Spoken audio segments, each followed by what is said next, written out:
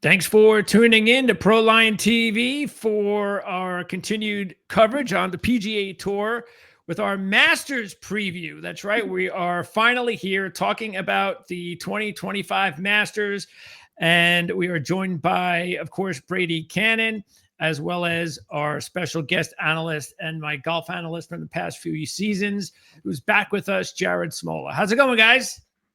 Good, man. Masters week. It's tough to beat. We've been waiting for, I guess, a year now, right? And here we are, like Christmas morning. Oh, yeah. Jared, this must be, of course, we haven't talked to you since our preseason preview show. So you must be pretty stoked. Yeah, glad to be back on talking golf with you guys. And yeah, pumped my favorite week and weekend of the year. Yeah. And, it was funny. I was watching, I think they I don't know if you guys noticed, but they're going to have like this expanded coverage. I don't know what channel is going to have it. Like it's going to be on from like 12 o'clock or something like that. I think they said on Sunday or something like that, or Saturday. I think it's Sunday. Yeah, I think it's Paramount. Paramount's covering it from like 12 to 2, I think, on Saturday and Sunday. So the first thing I was thinking about when I saw that was, about 20, 25 years ago, I might have bought that, but nothing is going on at 12 o'clock at Augusta National on Sunday. The guys that you're watching for those 2 hours are like 15 strokes behind and have no chance to win the event. But hey, I guess, the more opportunity you get to see the golf course, I guess the better, right? I guess that's some of those guys, Greg, might be involved in head-to-head matchups. You're betting. Oh, that is true. There top can be 20s, right. Top there can 20s, be some top very 30s. important viewing there early in the morning. Yep, absolutely. But that's the thing about the Masters, which we've talked about before. It is so strange how you would think with the par fives and all the action and how exciting it is on the back nine with those, several holes there. With all the activity that you'd have like come from behind winners at some point, and that's just not the case. If you're not like in the last couple of groups on Sunday, you really have little chance to win. It's even Thursday. I'm trying to pull up the nugget I saw earlier this week, but you basically need to be inside the top 10 after Thursday, right? To the last however number of winners have been in the top 10 after day one. So even that first round is super important to not fall behind. Yeah, no, Jared's exactly right, Greg, and you're of course alluding to the point. It's not a catch-up golf tournament, and Jared's exactly right. I can't remember the percentage. 75, 80% of the last 20 winners or whatever it is have been inside the top 10 or 12. So yeah, you got to get out to a good start, or it typically doesn't happen. Yeah, I'm looking at them here. Okay, so. Let's see. The last 19 winners began the second round inside the top 12. There you go. Only one winner in the last 19 ended round one more than 4 shots back. And I think that was Tiger, if I recall. Actually, it was Sergio. Okay. 2017. We'll get to Tiger in a second. Since the first Masters in 1934, only 5 winners ended their first round outside the top 20. Wow. So you can't be outside the top 20 after day one. You're done. And no player has ever won the Masters in 34th or higher position following the first round. That's ever. Now, the player who won with the worst first round position was Tiger. Okay. In 2005, he was 33rd, 7 strokes back. So he's that one outlier player. He's that one out of all that nonsense we just talked about. But that's Tiger. That's that special player. And Nick Faldo, by the way, shares the record with 7 strokes back after round one. Again, a terrific Hall of Fame player. So if you're not one of those guys, you're in big trouble. Matter of fact, after the third round, the last 35 winners began the final round of the top 5. Top 5. So most of the winners come from the final pairing too. Pretty much. Absolutely. Matter of fact, Art Wall back in 1959 is the only player to win the Masters starting the final round outside the top 10. And Jack Burke Jr. in 1956 holds the record for final round comeback margin. And that was 8 strokes back. He was in 4th place. So there you go. Of course, I'm going to be returning on Friday after the first couple of rounds to kind of get a little bit of an update on everything that's going on. So I'll reaffirm some of those key stats for anybody that enjoys live betting, gentlemen. But let's get into this. And first off, Brady, what are you looking for here more than anything regarding key stats? Of course, we've been looking at those fantasy national models the last several weeks. So tell us a little bit about how you put your model together this week. Well, thankfully they play the Masters, the only one of the four majors that they play at the same golf course year in and year out. So the blueprint has been set for decades, and it hasn't changed a whole lot. It has kind of changed a little bit since they quote unquote tiger proofed the course many years ago. But for the most part, it's the same skill sets year in and year out. It helps to be long off the tee. It's a beast of a golf course at over 7,500 yards. It's not to say accurate hitters can't succeed here as well, but length is a benefit. Approach play is paramount, like it always is, but especially here. You have a lot of tee shots. We see a lot of guys that draw the golf ball, or left-handers that fade it have success at Augusta. It's typically, a lot of shots that favor a right to left ball flight.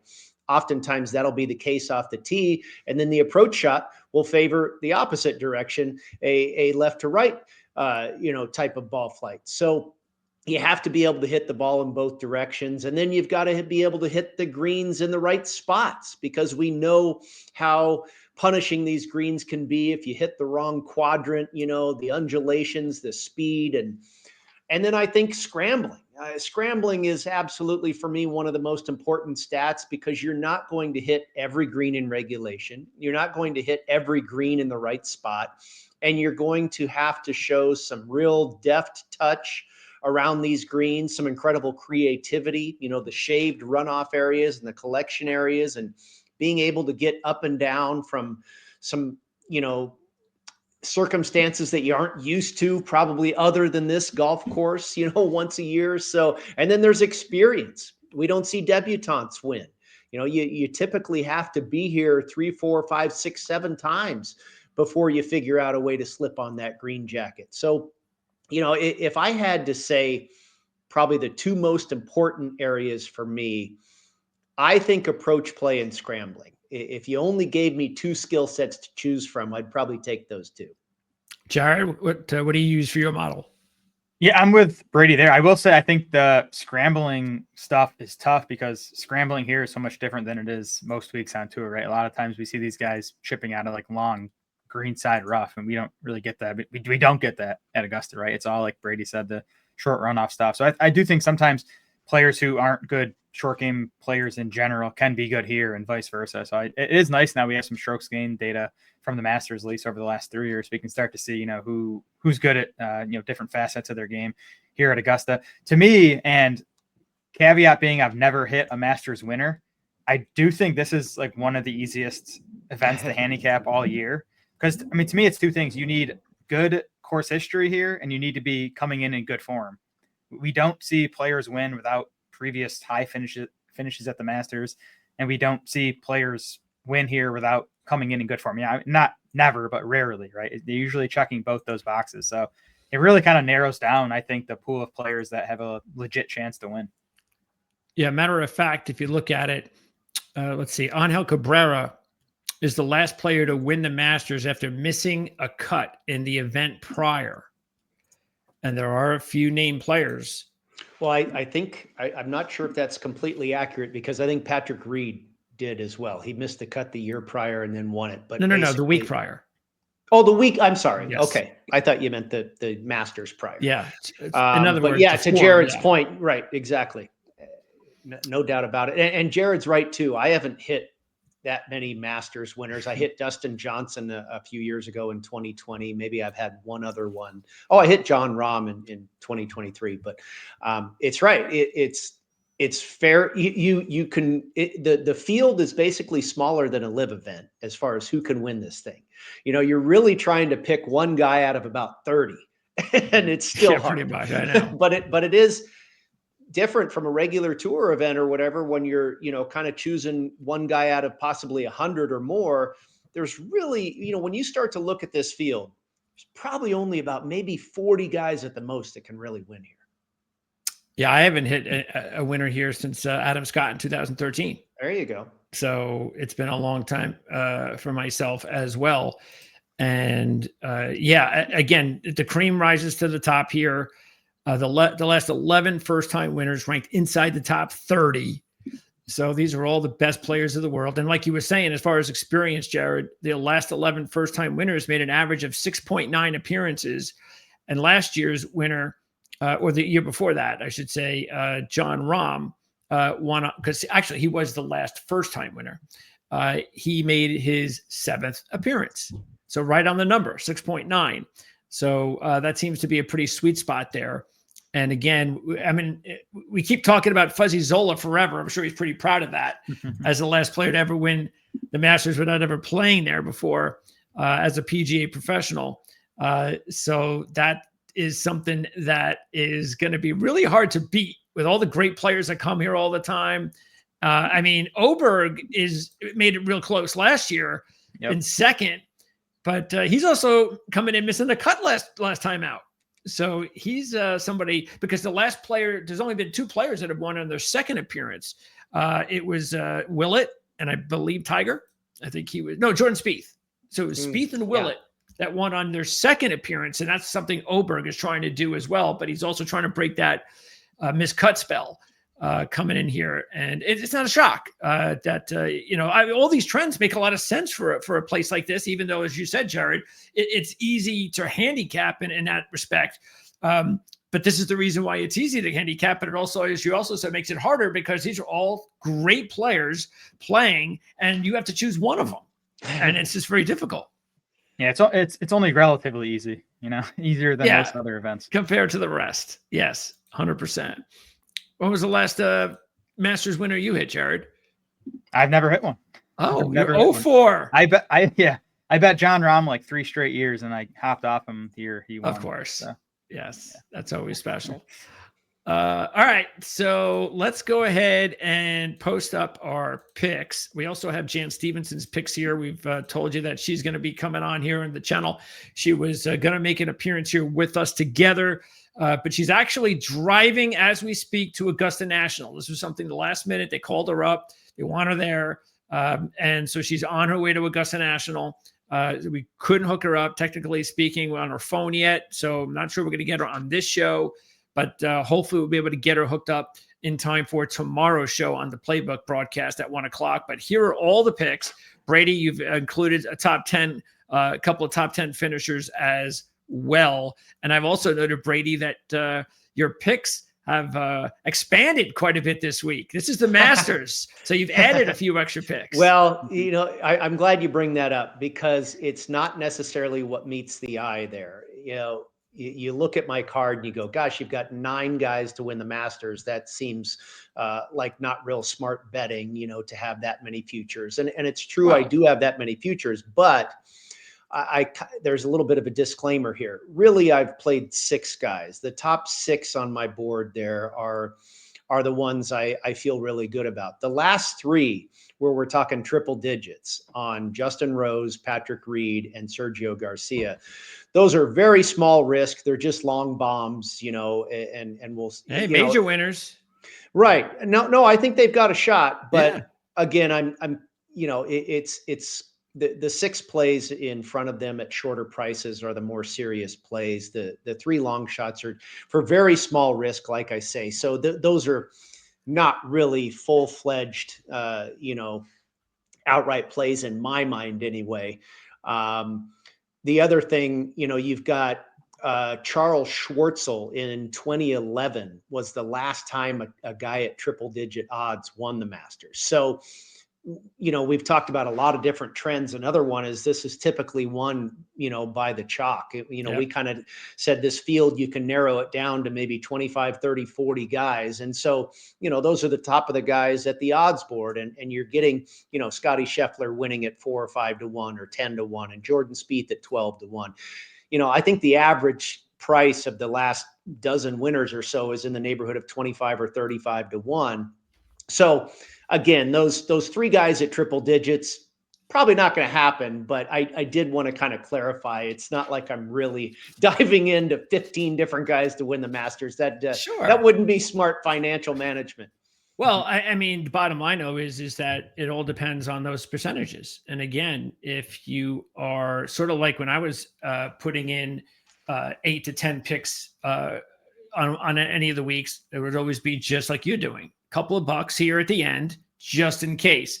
Yeah. Because as we see every week on the PGA Tour, not that this is a regular event on the PGA Tour, of course, but you're going to get those long shots. The good thing is when you're picking long shots now at the Masters, you're getting guys, 2 of them with green jackets. Yeah. And the other, Justin Rose, is probably one of those players that you just believe if you have to throw a player up there, an older player, an experienced major winner that's never won the Masters, that's going to end up winning the Masters, you'd probably target Justin Rose because he's been very good here before. And I think necessarily lately, there's a couple of those players. I know Adam Scott, Jason Day, they've struggled a little bit here lately, even though they have very good resumes. But for the most part, they have had a lot of success here. Yeah, I mean, Rose hasn't had a top 5 in his last 7, but he's got 14 top 25s out of 19. So he's had a lot of success here. Makes a lot of sense. So, all right. Let's go ahead and break it all down. And let me see if I can pop on the odds for the event as we do that. So let's start with the 2 boys up there, Scheffler and McIlroy. And normally we talk about this all the time. Brady agrees, Jared agrees, I agree. We hardly ever decide to take odds this low. I decided to break that streak here with McIlroy just because of the fact that 6-1, okay, I'll go with it because I just feel if McIlroy, there's only 2 ways I think McIlroy is ever going to win the Masters. 1, he's playing this good, which he doesn't usually play this good, as we've talked about before, this early in the season, and now he's doing it. And 2, if he's going to win it, maybe he wins it when nobody expects him to win it. So I'm going to go ahead and kind of go all in with the top pick this week with McIlroy. But what about you guys? If you had to pick between Scheffler or McIlroy, Jared, we'll start with you. Who would you go with? It'd be Rory for me. And I'm actually considering just betting a Rory over Scotty head to head just to have a little something else to root for. What is the head to head? It's a heck of a price on Rory. Yeah, I think I saw like plus 135. I think I saw for Rory. Okay. I mean, listen, since Scotty's rounding into form, I think he's close, but he has not been the same player so far this year as he was last year. Plus, I mean, we don't see players go back to back at the Masters. We don't see players win 3 out of 4 Masters. Like, Tiger's like the only one, right? So unless you think Scheffler's in Tiger territory, I think it's going to be tough for him to win back to back. And Rory, I'm not going to get to him at that number, but like he makes all the sense in the world. We talked about guys that win this tournament have good course history. Rory does, despite not having a win, and they come in good form. And Rory, I think, has been the best player on earth so far in 2025. So if he's ever going to do it, which I'm still not sure he's gonna, I think this year would make a lot of sense. Who would you go with, Brady?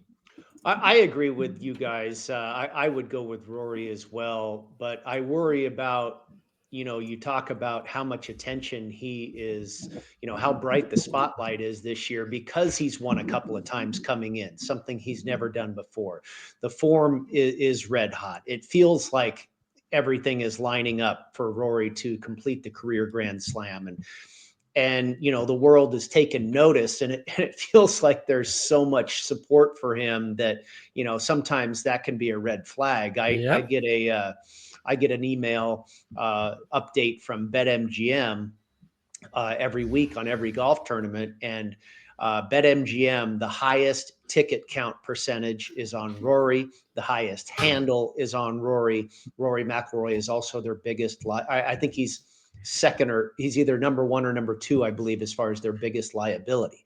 So he pretty much, goes across the board there as far as being the most popular player bet at BetMGM sportsbooks around the country. And again, it worked many times last year with the same formula for Scotty Scheffler, but it doesn't always work that way.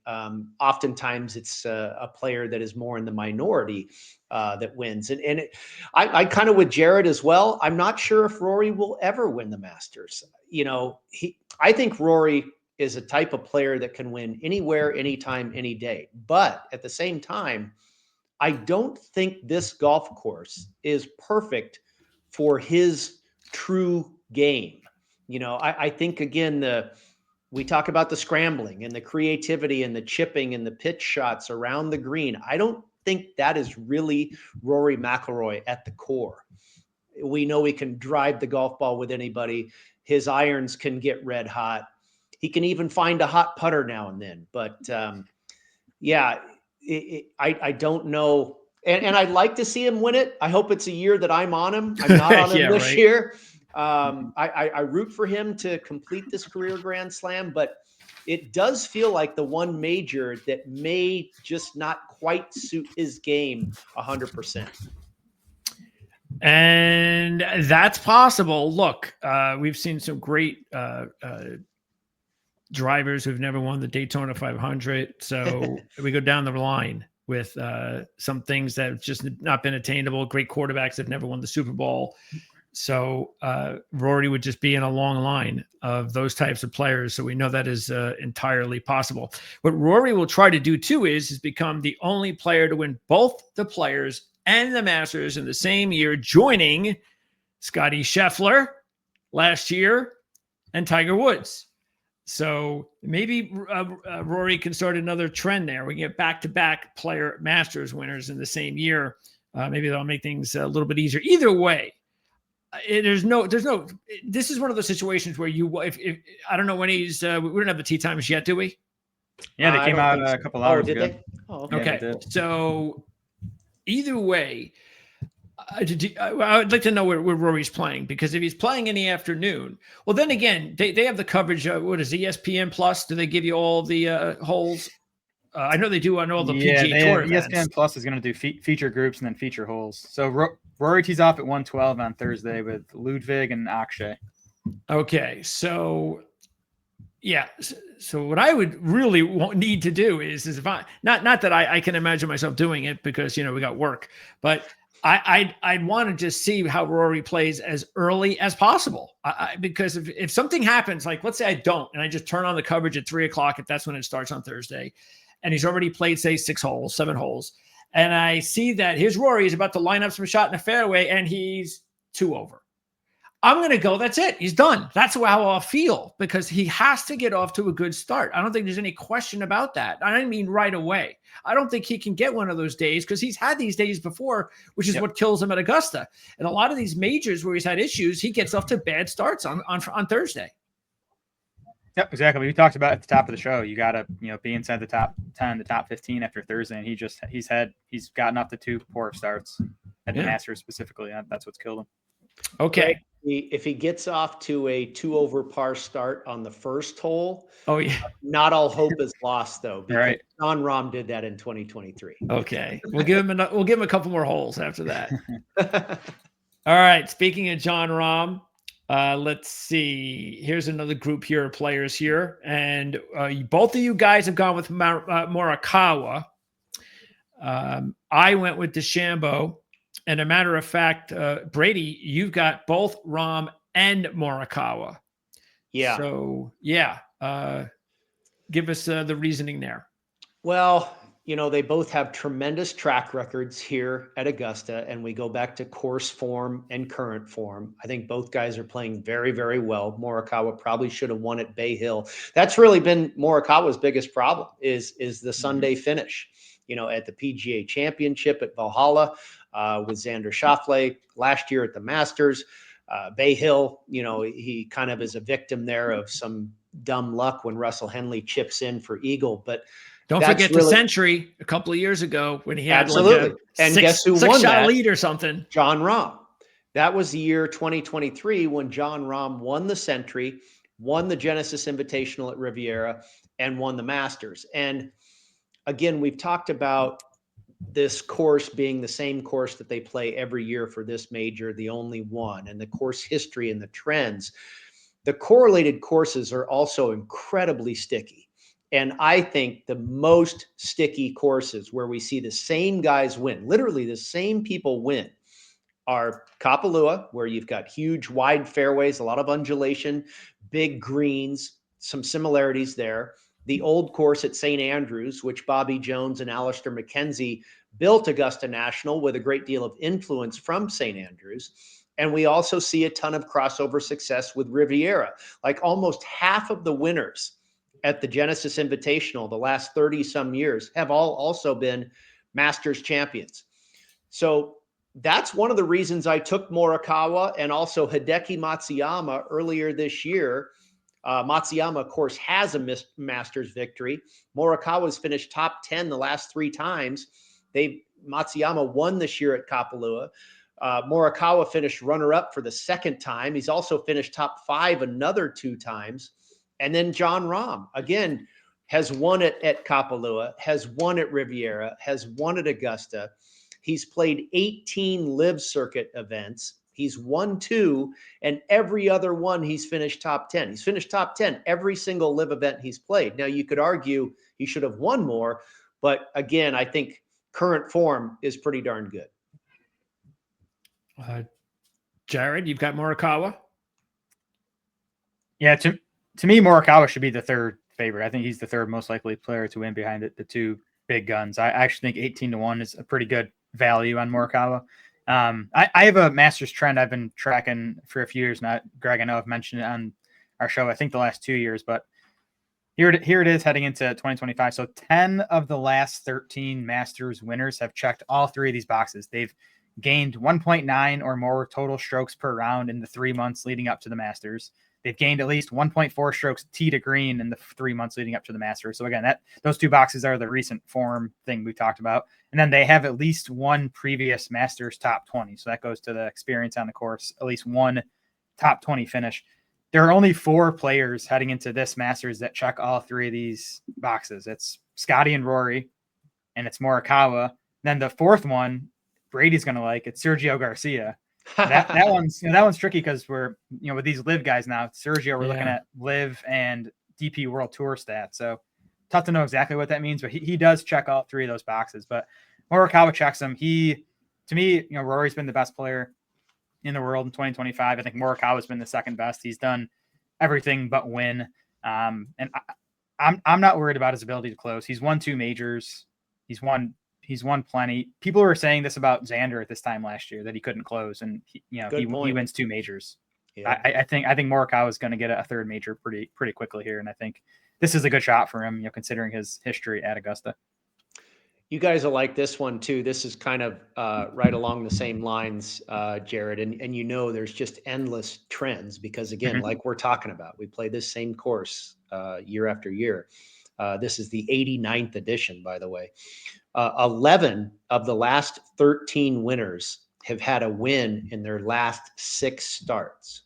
Okay. And then 12 of the last 13 winners had finished top 15 in one of the prior year's major championships.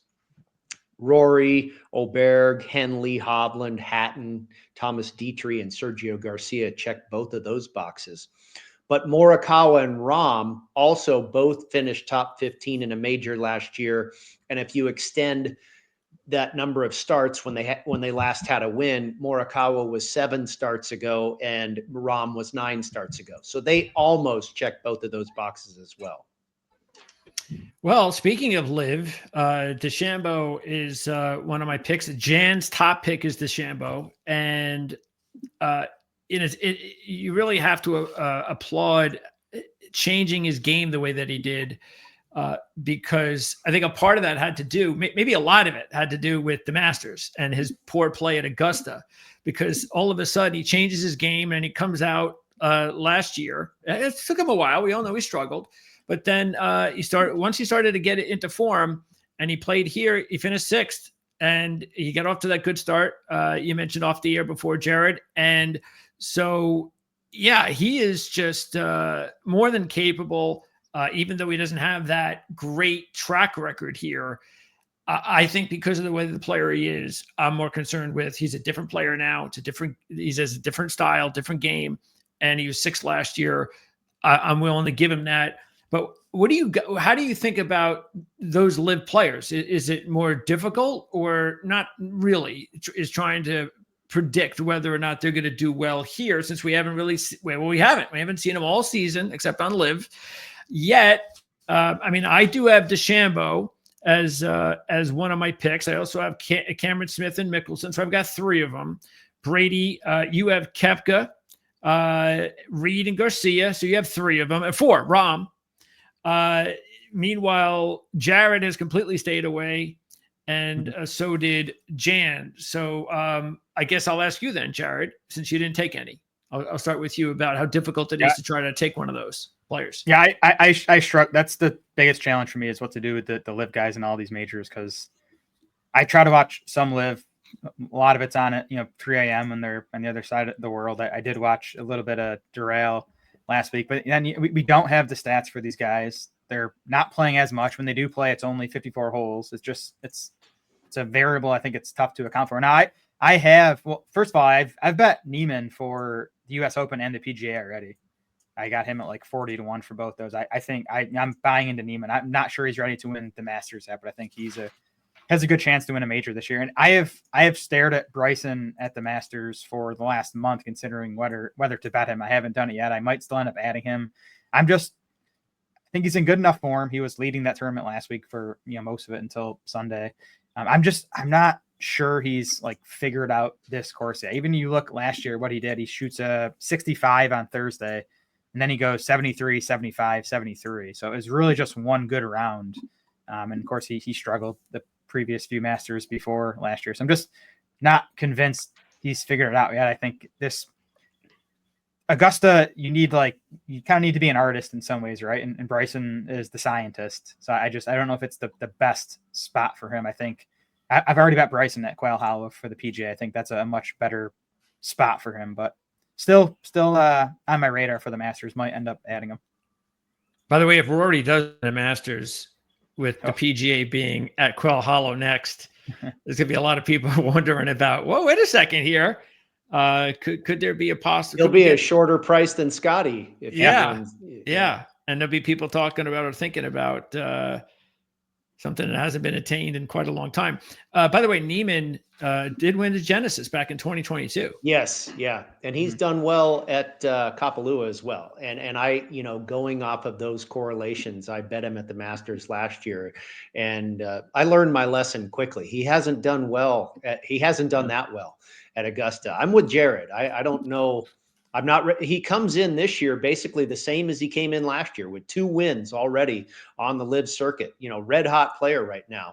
But I would be with Jared. I'd rather have him for a major other than the Masters. Well, last year he also came in with 2 wins on the live tour and finished just 22nd. His career total scored a par in 5 Augusta trips is 21 over par. So that's his cumulative score at Augusta. His best finish is 16th, and that was a couple of years ago. His best finishes have been the last 2 years, and he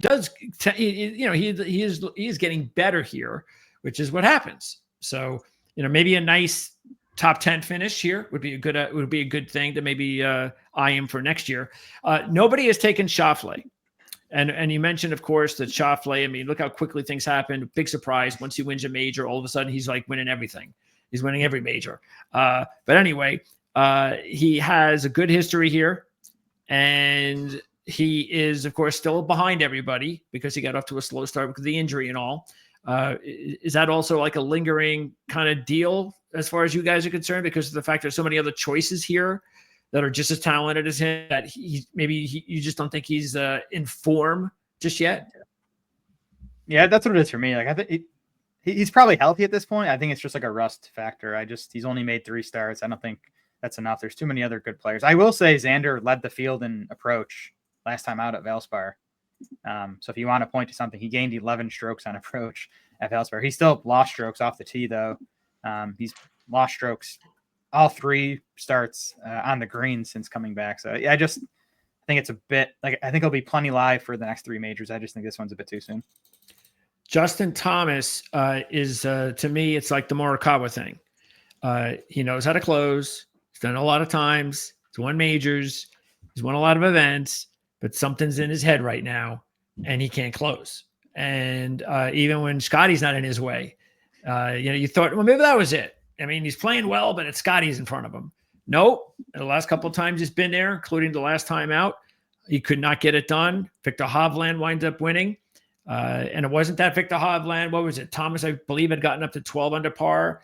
I don't think Hovland was at 13 when it was all over. Thomas came back a little bit. Hovland caught up to him and passed him. So JT is just not right there. And that's kind of one of the problems. I also don't know. I know he's got some issues historically on bent grass greens. It just hasn't been like a good surface for him. I don't know if that's like something that you just want to completely throw out or not.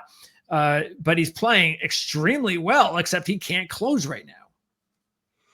I agree with you, Greg. And, I bet him in 2021, he came in similarly hot to Augusta and played pretty darn well for a couple of days. And then Hideki Matsuyama took over the weekend.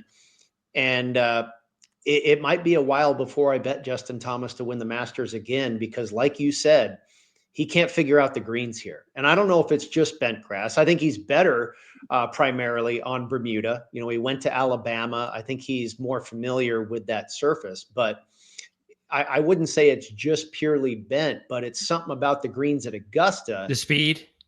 Well, yeah, all of the above. The speed, I don't know what exactly it is, but he has not been able to solve that part of the riddle. So no, he's not going to make my list until I see him, really conquer that demon that he has here at this course. And the other thing too, he's been playing very, very well, but it's also been pretty volatile. He's going out and shooting 62 one day and 74 the next. So it's been a little bit crazy for him too.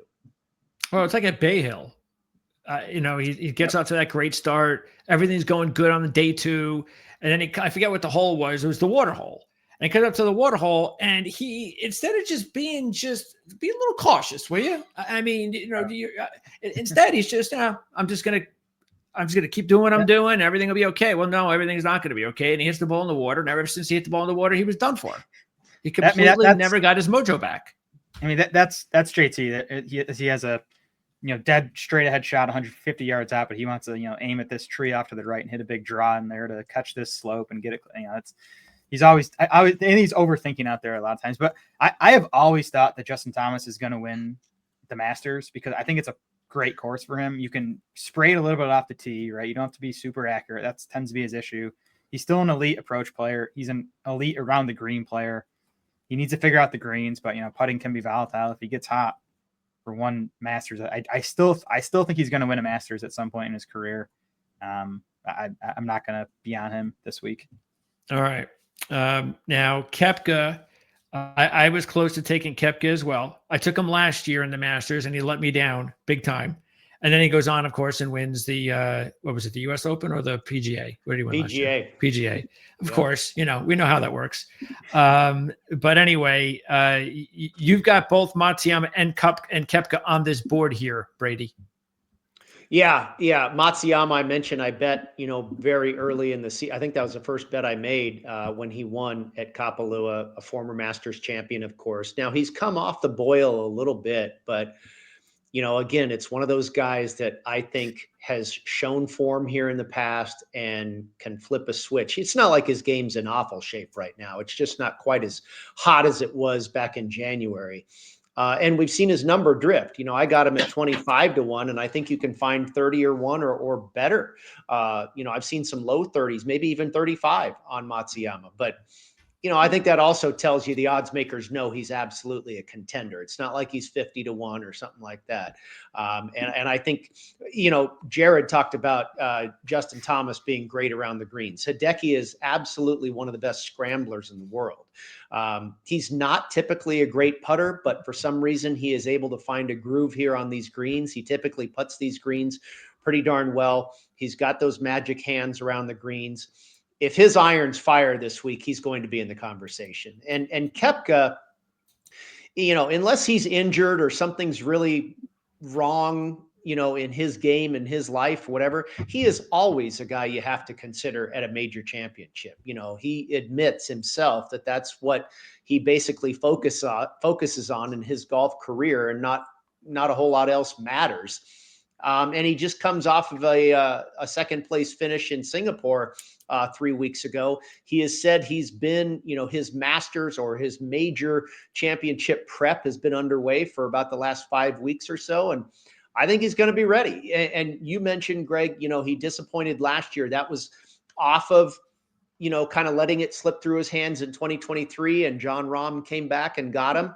And in a bounce back situation, couldn't pull it off. I think this could be the year where he's back. He's finished runner up here twice, and I wouldn't be surprised if he's top 10, top 5 here again. Matter of fact, on this board, you also have Fleetwood. And boy, if there's a player, speaking of not being able to close, Tommy, of course, still does not have, as crazy as it sounds, a PGA Tour win, which is just amazing. But I mean, this guy is just has no problems playing well in majors, no matter where it is, no matter what the track is. He just can't close the deal. He's a brilliant player, and he's closed the deal a number of times around the world. I think he's won 12 times around the world. It's just not on the PGA Tour, and it feels like he's so good. His first PGA Tour win could be at a major. It wouldn't surprise. Yeah, I mean, and he had his best ever Masters finish last year when he finished third. He's been top 20 a number of times. He's a very good putter. He's an exceptional ball striker. He does everything extremely well that you need to do around here. I think he might be playing the best golf of his career right now. Now, he didn't have a great week last week, but the Valero Texas Open, you just wonder, was he kind of going through the motions just to stay loose and have a competitive couple rounds of golf or whatever? Other than that, he has been exceptional this year. I think 22nd was his worst finish. 22nd, 5th, 14th, 15th, 11th, something like that. He's just been, and I grabbed him again way back in February at 50-1. Great number. Doesn't matter if he doesn't win. The number doesn't, but now he's 35 or 40. And I still think that's a good number. We're talking about Koepka and Hideki and Fleetwood, all in that range. Those guys all could win the Masters. Yeah, that's the key there is he is getting a good number at 40-1, which is a lot better than where it was at 30-1 a few days ago. So, and look, he has a top 5 at all 4 majors. Yeah. So that just tells you, including, of course, the runner-up at the Olympics when he got beat from the comeback of Scottie Scheffler. Yeah. So he just can't buy a win in that. Well, but it shows you majors, Olympics, doesn't matter where they are. He can come to the party and perform really well. But just imagine if he'd win a few of these, what kind of a player we'd be talking about right now. I think it'd be thrilling to see him win. Not only, obviously, do I have a ticket on him, but I think it would be fantastic to see him finally, kick that door down and get this victory. We talk about the correlated courses. He's finished 10th and 20th at Riviera. He was 4th at the 2022 British Open at St. Andrews. And he's finished 6th and 4th at the Renaissance Club where they play the Scottish Open. I believe correlated or correlations exist with that track as well. And then also Pinehurst number 2. You guys know the greens at Pinehurst and those runoff areas, similar to Augusta. He was top 20 there at the U.S. Open last year. So it doesn't matter where he plays. He's always good. He just needs to win one. Okay. Now we've got your second choice here, Jared. Shane Lowry. Wouldn't it be fitting if Shane Lowry wins and Rory doesn't? I could see it happening. Yeah. Anyway, Shane has he's had some decent results here, including a top 5. So at least he has one of those. Did you go with Shane Lowry this week?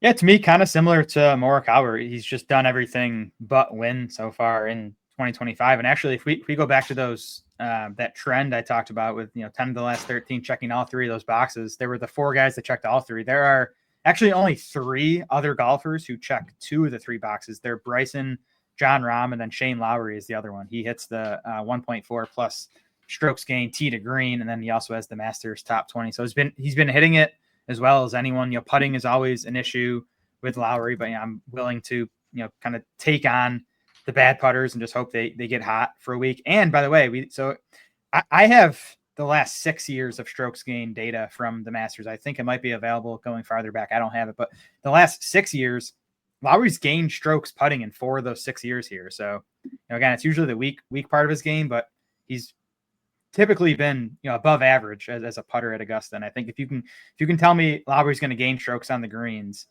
I like his chances to at least be in the mix come Sunday. One of the players on this board here that is my next pick is Cam Smith. And as long as he's playing pretty well, I'm going to take him every year with numbers like this at Augusta. I think this golf course is tailor-made for him. He has made every cut, all 8.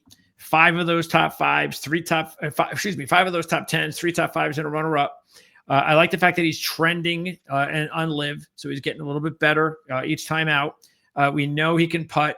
He's also scrambling well. The around the green numbers are nice. So everything is really good for Cameron Smith.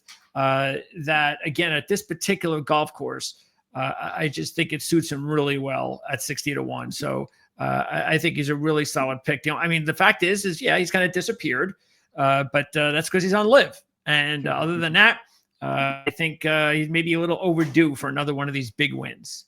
Greg, he's also won at Kapalua and at St. Andrews. So there you go. Makes a lot of sense here for sure. Cam Smith's Matt. Go ahead, Jared. No, go ahead. Sorry. I was just going to say, I think, 60-1 is a crazy price. I think I've even seen close to 70. It really is something. And you could argue his form hasn't been perfect so far this year on the live or whatever. But I do believe, you addressed the question earlier, Greg, how do you attack live players? I think we tend to get more value on the live players because they are kind of out of sight, out of mind. Should Cam Smith really be 60 or 70-1? No. Yeah, so I think maybe we do get a little bit of an inflated price on some of these guys because they're not front and center for all golf bettors week in and week out. I'm not even sure Koepka should be 30-1, to tell you the truth. Mm-hmm. I think that's a good number. Okay. You also, Brady, have on this board here, you have Henley and Garcia. And I know that Jared and I had talked off the air during the week about Henley. And, he is, and I was really thinking of taking him as well. Surprisingly, he has played well here. Not that you would remember it, because that's Russell Henley. He's just not not one of those players that you remember having been in contention, even though he has a top 5 here just a couple of years ago. But what I think was really important is not only is he playing the best golf of his career, but last year he had 2 really good major results. He was good in the Open and he was good at the U.S. Open. So exactly, it looks like he's getting close. And who knows? Why not? Why not Russell Henley? I think the last few years he's quietly been one of the very best players in the world. He finished, I think it was 3rd at the U.S. Open at Torrey Pines in 2021. I think it was 7th this year at Pinehurst and 5th at the Open Championship you mentioned, a 4th a couple years ago at Augusta, just won at Bay Hill, probably the best win ever of his career. And I think that says a lot there too. Bay Hill's a big behemoth golf course, and here's a little short, accurate based player that was able to take down the big dog in Bay Hill. So, and he's one of those guys that fits the 2 trends I mentioned. 11 of the last 13 winners have a win in their last 6 starts. 12 of the last 13 winners have finished top 15 in one of the prior year's majors, which he did twice. And I got 60-1, and that's let's see, you're seeing 55 there. That's a really good number. I've seen him come down to as low as 40. I think he probably really is in that range of Matsuyama and Koepka and Fleetwood, more in the 40s than anything higher. I think 50-1 or better is real value on, again, I think a top 15, top 20 player in the world. And by the way, Garcia, I couldn't believe it. I was actually thinking about taking it myself, but I started to realize, you know what? I've been watching some of these live events and realizing that he's been playing pretty well. He's playing as well as anybody in the world, really. Yeah. And I hit him in live Hong Kong. I actually got him a few weeks ago to 125-1. Now everybody kind of has woken up to what he's been doing. He just finished runner-up at Doral. I don't know if I'd want him at 60 to 1. I told you guys at the start of the show, he's a long shot, triple digit, whatever. Yeah. He's missed 5 out of the last 6 cuts. Ever since he won at Augusta, he's only made the cut once. So it's a shot in the dark, but yeah, you can't argue with his current form. Yeah. And another player. He seems motivated. He seems motivated to make the Ryder Cup team. Yeah. Good point. I think he's dialed in once in on that team. So keep playing like this. And he should, no question.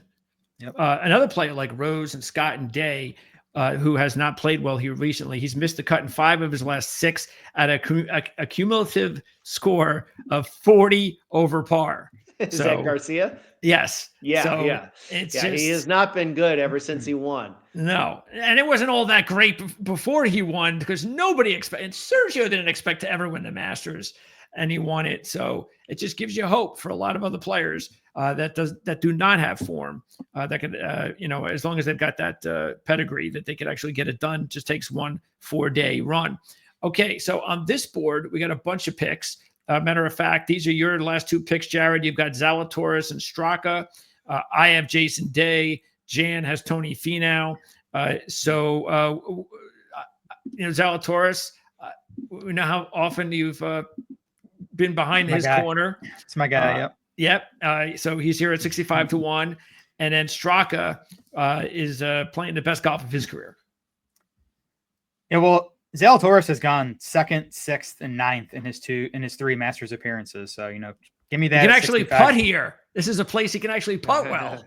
He gained 6.3 strokes putting in his debut, 5.6 strokes gained in 2022. Now, last year he lost 1.8, but even that, for Zalatoris isn't too bad. And then I think, coming in, we're starting to see the vintage Zalatoris approach play. Of course, that's where he was so good when he was on his run a couple of years ago before all the back stuff. But his last 3 events, he gained 4.5 strokes on approach at API, a signature event with the best players in the world besides the live guys. He gained 5.1 strokes on approach at the Players, and then he gained 3.4 strokes at Valspar. So that's just really encouraging for me to see, and just that combined with his history here, I think at 65 to 1, I think he's a good bet. And Straka, because Straka's played here 3 times. Worst was 46th, best was 16th last year. Yeah, he seems to be trending up, right? I think he's got the experience now, the 3 years of experience. He's gotten better each year, right? Or at least last year was his best finish here. And that was despite losing strokes putting. He gained 7.2 strokes tee to green last year in that 16th place finish. And Straka's a guy, he's super volatile with the putter. He'll lose 4 strokes putting and then come back the next week and gain 4 or 5 strokes putting. So I like that in an outright bet. And to me, Straka's just been, we talked about Henley being a top 10 player. Straka, to me, at least this year in 2025, he's been one of the 10 best players on the PGA Tour. Has the win, obviously. So listen, he's a long shot. Do I love his chances to win? No, but I think at 75 to 1, why not? I think if we're going to get a surprise winner, it could be someone that looks like this.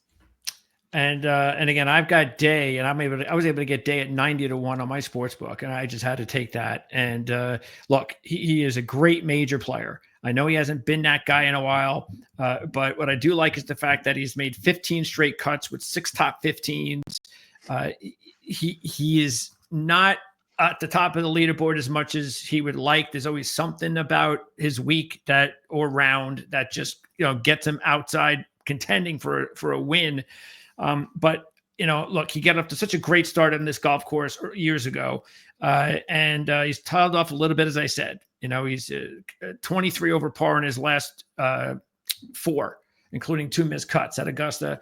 But I know this is a good golf course for him, and he's got a big number. And Tony Finau is another one that has all of a sudden lost form, even though he's made all 7 cuts at Masters. But he's somebody that, even though he's lost form in majors, he got up to such a great major career, that's kind of waned a little bit. But his first 4 Augusta National trips were combined 22 under par. I shouldn't say but this is part of the problem. And the last 3, 19 over par. So again, another one of these players that has a good history at the golf course, but hasn't really been lately. And I think if you get enough of those guys, and apparently we have them sprinkled across our picks, one of those guys might, just actually get that form back. And if he does, and he gets that confidence back, and he's, in that top 5 or top 10 going into the weekend, then maybe that's all that player needs to kind of close the deal. So Okay. Now, by the way, I also went with Wyndham Clark, and I had to take Wyndham Clark at 90-1. I absolutely had to. I know it's only his second appearance, but if anybody can do it, it's Clark. He's coming off a 5th place finish at Houston. And if he didn't do that, then I wouldn't have picked him. But come off a 5th and 90-1, I just think that this golf course is one of those courses that might work for Clark. And that's the reason I went with him. Yes. And you went with Reed at 90-1, Brady. Yeah, another live long shot for me, and another former champion, won the year after Sergio in 2018. And different from Garcia, Reed has been exceptional following up his win at Augusta. We talked about Garcia missing multiple cuts ever since he won. Reed has been outstanding. He's had 3 top 10 finishes since his win and finished 12th last year. And he's starting to come around into form again. He really hasn't been exceptional on the live circuit the last couple of seasons, but recently he is really playing well. It was a few weeks ago. He qualified for the Open Championship this summer at Royal Portrush. He played an Asian Tour event.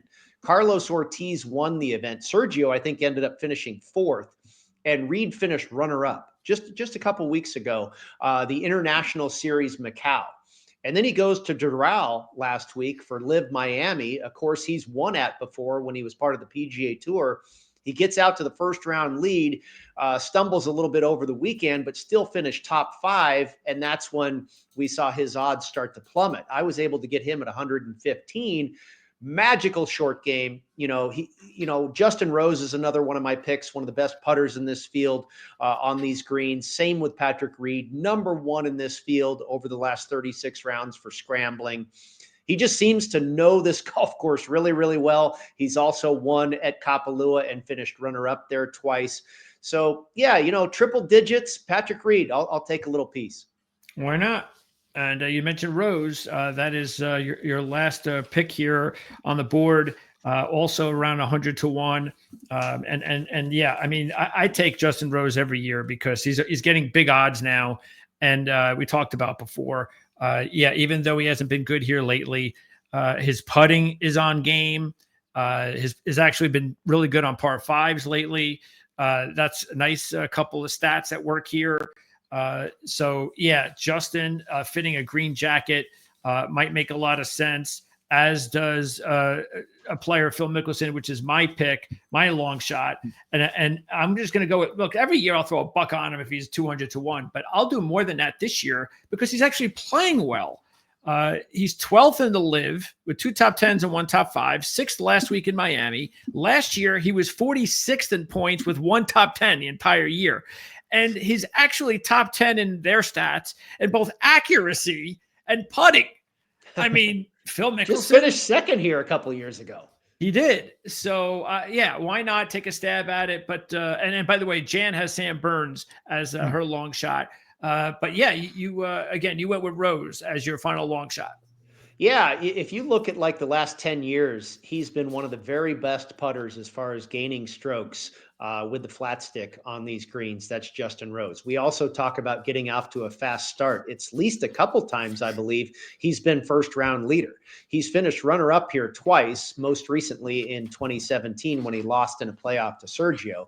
Just another one of those guys, a 40-something-year-old guy who knows this course like the back of his hand, has a magical short game, and at triple-digit prices, maybe he'll cash a top 20 for me. I wouldn't be surprised at all.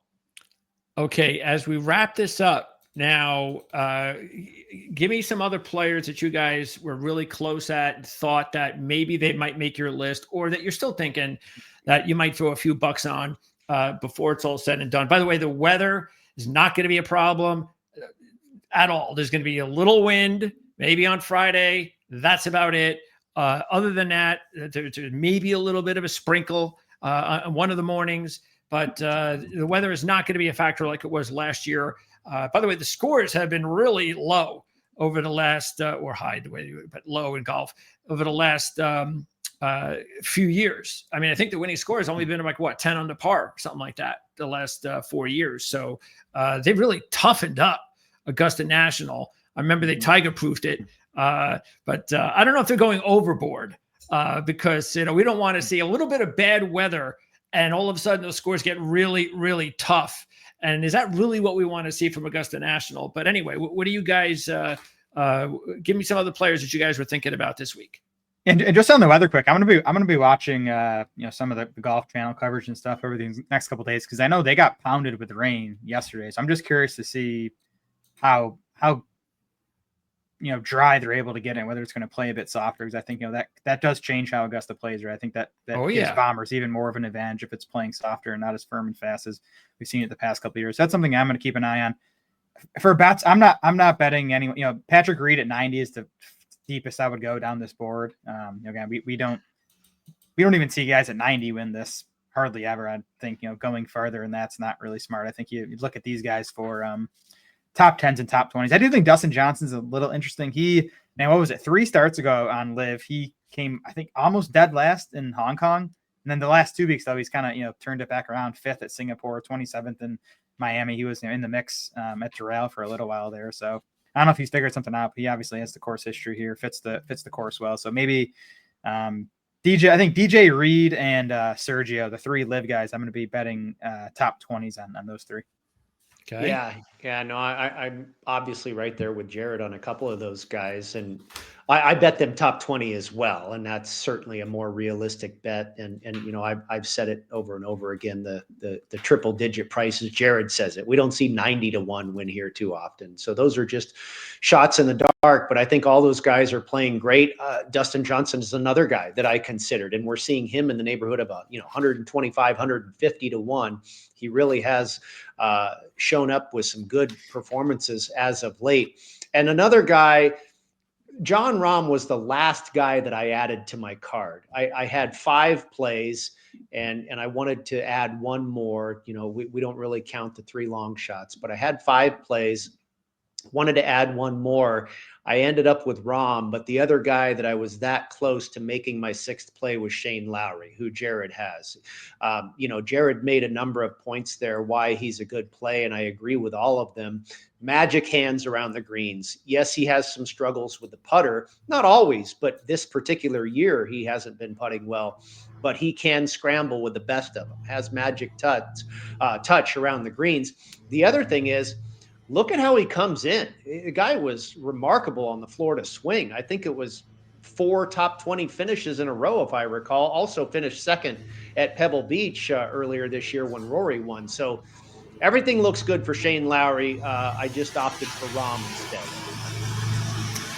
Okay. So, yeah, the other player that actually just missed my board was Keegan Bradley. I know he doesn't have a great history here, but his best results here were the last couple of years. And ever since he's gotten that aim point tool, that's been really good for bent grass for him. So I think that's going to maybe help him. And we know how pumped he is right now to be the best Keegan Bradley he can be. So I just think his number is just incredibly high now at 120 to 1. And then maybe even like a weird one would be JJ Spawn. I know he's only played here once. Obviously, he had a good showing at the Players. But he had a 23rd place finish in his first appearance here a couple of years ago. It's his best major finish. And he actually has had some pretty good results on some correlated courses, including 5th earlier, actually 2 years ago at the Century. And also a pretty good result at Farmers. CJ Cup is one of them. Maybe just a little left field one. But I will say this in closing, that I'm definitely now going to make sure, and I've already got Justin Rose and Garcia, but I'm definitely going to make sure to put Patrick Reed on my board now, not because of anything else other than the fact that Brady keeps dissing his long shots and saying, well, they don't really count. So I'm going to do that because now one of Brady's long shots are going to wind up winning. Because he just keeps saying that. Jared brings up the smarter way to approach that, and it's play him for a top 20. And I have done that, and that's certainly a better bet to make. If he wins, will I be thrilled if Patrick Reed wins the Masters? Not really. Probably He's not. not my That's favorite boring. player. Yeah. But let's cash a top 20. Yeah, we want to see what Patrick Reed. What do we want to see with Koepka? Is that it? Is that what we want to see him? I'd love to see Fleetwood win, and Shane Lowry would be amazing as well. Morikawa would be super. Jared and I can both celebrate. Yeah, we don't want Scheffler winning again. That's for sure. No. That would be super boring. Yes. So, All right. Anyway, that's going to wrap it up. Jared, we'll look forward to seeing you around here real soon. Matter of fact, next week, believe it or not, it's a signature event. So that's good for us. But it is what it is. I don't like them all bundled up like that, but we'll take it. Brady, you're going to be off for a while. And we appreciate everything you've done here for the entire season to date. And again, we'll talk to you again. And of course, we'll keep to plugging your report, your article at golf.com. We'll have a link in the description for this. We'll keep plugging it every week and keep using those links so people can check out your picks each week, because your picks each week are always going to be on golf.com, correct? Yes. Mm-hmm. Yeah. Yeah. So sometimes I've had more picks here on the show, but yeah, the outright selections are always there at golf.com. And also, don't forget to check us out on the Playbook Show tomorrow, Wednesday. It should be available after we record it, sometime early afternoon. Jan Stevenson will hopefully be there. I'm going to make sure that she's technically all ready to go because, again, she's driving to Augusta. So maybe we'll get her in a hotel with a little bit better of a condition and get her all set up for our show tomorrow on the Playbook ATS podcast. So, and Jared, again, appreciate you stepping in and adding some of our analysis here, which is always great. And we'll have a link in the description too for all of your. If you're a golf fan, doesn't mean you're necessarily a fantasy football fan, but that's your 100. That's your main profession is being one of the top fantasy football analysts going. So we'll have a link in the description for that as well. And I know you're getting all geared up for the draft, which is coming up in a couple of weeks. Yeah, tons of rookie content on Draft Shark, so you guys check that out if you're also football fans. But yeah, football's the job. Golf is for fun. Absolutely. It's not usually the way it works. So that's going to wrap it up here on our golf coverage on Proline TV. We'll see you next